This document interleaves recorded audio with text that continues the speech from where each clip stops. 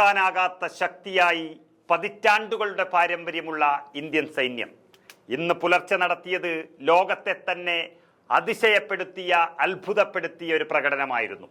പഹൽഗാം ഭീകരാക്രമണത്തിന് മറുപടിയായി ഇന്ത്യ നടത്തിയ പ്രത്യാക്രമണത്തിൽ പാകിസ്ഥാനിലും പാക് അധിനിവേശ കശ്മീരിലുമായി ലക്ഷ്യമിട്ട 9 ഭീകര കേന്ദ്രങ്ങൾ ചാരമാക്കാൻ നമ്മുടെ സേനക്കാകെ വേണ്ടി വന്നത് വെറും 25 മിനിറ്റുകൾ മാത്രമാണ്.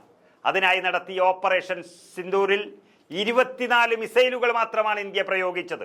പുലർച്ചെ 1:05 മുതൽ 1:30 വരെ കര, നാവിക, വ്യോമസേനകൾ സംയുക്തമായി നടത്തിയ ദൗത്യത്തിൽ ലഷ്കർ കമാൻഡർമാർ ഉൾപ്പെടെ 70-ലേറെ ഭീകരന്മാരെയാണ് കൊന്നു തള്ളിയിരിക്കുന്നത്. ഡൽഹിയിൽ നടന്ന വാർത്താ സമ്മേളനത്തിൽ കേണൽ സോഫിയ ഖുറേഷി, വ്യോമസേന വിംഗ് കമാൻഡർ വ്യോമിക സിംഗ് എന്നിവർ ചേർന്ന് സൈനിക നടപടികളെല്ലാം വിശദീകരിച്ചു. വൻതോതിലുള്ള നാശം ഒഴിവാക്കുക എന്ന ലക്ഷ്യത്തോടെയാണ് ആക്രമണത്തിന് വേണ്ട ആയുധങ്ങൾ വരെ ഇന്ത്യ തെരഞ്ഞെടുത്തത്. ഏതെങ്കിലും ഒരു കെട്ടിടം അല്ലെങ്കിൽ ഒരു കൂട്ടം കെട്ടിടമാണ് ലക്ഷ്യമിട്ടത്. പൊതുജനത്തിന് പ്രശ്നമുണ്ടാകാതിരിക്കാൻ വേണ്ടിയാണ് ഇന്ത്യൻ സൈന്യം മുഴുവൻ സമയവും ശ്രദ്ധിച്ചത്. സൈനിക കേന്ദ്രങ്ങൾ ലക്ഷ്യമിട്ടില്ല. ഒരു സർജറി നടത്തുന്നത്ര ക്ലിനിക്കൽ പ്രിസിഷനോടെയാണ് അത് ഇന്ത്യൻ സൈന്യം പൂർത്തിയാക്കിയത്. സ്കാൽപ്പ് മിസൈലുകളും ഹാമർ ബോംബുകളുമാണ് ഭീകര താവളങ്ങൾ തകർക്കാൻ ഇന്ത്യൻ സേന ഉപയോഗിച്ചത്. 450 കിലോ ഫോർമുല വഹിച്ച് 300 കിലോമീറ്റർ ദൂരത്തിൽ പ്രഹരിക്കാൻ ശേഷിയുള്ളതാണ് റഫാലിൽ നിന്ന് തൊടുക്കുന്ന സബ്സോണിക് സ്കാൽപ്പ് മിസൈലുകൾ. അത് ഇന്ത്യ ഇന്നലെ പ്രയോഗിച്ചു. സമുദ്രനിരപ്പിൽ നിന്ന് 4000 മീറ്റർ ഉയരത്തിലുള്ള ലക്ഷ്യങ്ങൾ വരെ തകർക്കാൻ സ്കാൽപ്പ് മിസൈലുകൾക്ക് ശേഷിയുണ്ട്. ഇന്ത്യൻ വ്യോമമേഖലയിൽ നിന്നാണ് പാക് മണ്ണിലേക്ക് സേന മിസൈലുകൾ പ്രയോഗിച്ചത്. നാശത്തിന്റെ യഥാർത്ഥ കണക്കുകൾ ഇതുവരെ എല്ലാം പുറത്തു വന്നിട്ടില്ല. 70 കിലോമീറ്റർ വരെ പ്രഹരശേഷിയുള്ളവയാണ് ഹാമറുകൾ അഥവാ highly agile modular ammunition extended range. Air to ground യുദ്ധോപകരണമായ ഹാമർ 125 കിലോഗ്രാം മുതൽ 1000 കിലോഗ്രാം വരെ ഭാരമുള്ള സാധാരണ ബോംബുകളിൽ ഘടിപ്പിക്കാവുന്ന ഒരു മോഡുലാർ കിറ്റാണ്. GPS, ഇൻഫ്രാറെഡ്, ലേസർ രശ്മികൾ എന്നിവയുടെ സഹായം കൊണ്ട് കൂറ്റൻ ലക്ഷ്യങ്ങളെ വളരെ വേഗം ഭേദിക്കാൻ ഇതിന് സാധിക്കും. റഫാൽ പോർ വിമാനങ്ങളിൽ ഒരേ സമയം 6 ഹാമറുകൾ വരെ വഹിക്കാനുമാകും.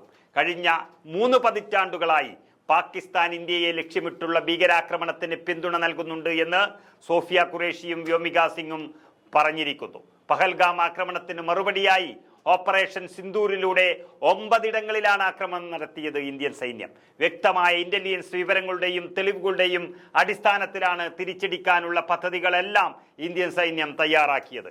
ഭീകര കേന്ദ്രങ്ങൾ വളരെ വ്യക്തമായി മനസ്സിലാക്കിയ ശേഷമാണ് ആക്രമണം നടത്തിയത് എന്നും ഏതൊക്കെ ഇടങ്ങൾ എന്തുകൊണ്ട് തെരഞ്ഞെടുത്തുവെന്നും സേനാ മേധാവികളെല്ലാം രാജ്യത്തോട് വ്യക്തമാക്കി കഴിഞ്ഞു. ഇന്ത്യയുടെ തിരിച്ചടി ഭീകരതക്കെതിരെയാണെന്നും പാകിസ്ഥാനുമായി ഭീകരർക്ക് നിരന്തര ബന്ധമുള്ളത് കൊണ്ടെന്നും വിദേശകാര്യ സെക്രട്ടറി വിക്രം മിശ്രി വ്യക്തമാക്കുകയും ചെയ്തു. പഹൽഗാമിൽ കഴിഞ്ഞ മാസം നടന്നത് വളരെ ഹീനമായ ആക്രമണമാണ് എന്ന് എല്ലാവർക്കും അറിയാം.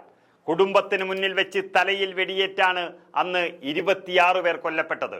പാകിസ്ഥാൻ ഈ ലോകത്തെ തെറ്റിദ്ധരിപ്പിക്കാൻ ശ്രമിച്ചുകൊണ്ടേയിരിക്കുമ്പോൾ ഇന്ത്യ ഭീകരർക്കെതിരെ ശക്തമായ നടപടി തുടങ്ങിക്കഴിഞ്ഞു.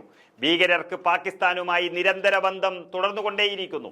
ഭീകരരുടെ സുരക്ഷിത താവളമായി പാകിസ്ഥാൻ എന്ന രാജ്യം മാറിയിരിക്കുകയാണ്. ഭീകരതയ്ക്കെതിരെ മിണ്ടാൻ അവർക്ക് തയ്യാറാകുന്നില്ല, അവർക്ക് കഴിയുന്നില്ല. ആ ഭീകരതയെ ചെറുക്കുകയെന്നത് ഇന്ത്യയുടെ ഉത്തരവാദിത്തമായി മാറിയതോടെയാണ് ഒരൊറ്റ രാത്രി കൊണ്ട് 25 മിനിറ്റ് കൊണ്ട് പാകിസ്ഥാന്റെ ഭീകരതയുടെ നട്ടെല്ലൊടിച്ച് ഇന്ത്യൻ സൈന്യം വിജയിച്ചു കയറിയത്. നമുക്കതിൻ്റെ കൂടുതൽ വീഡിയോ കണ്ടു നോക്കാം.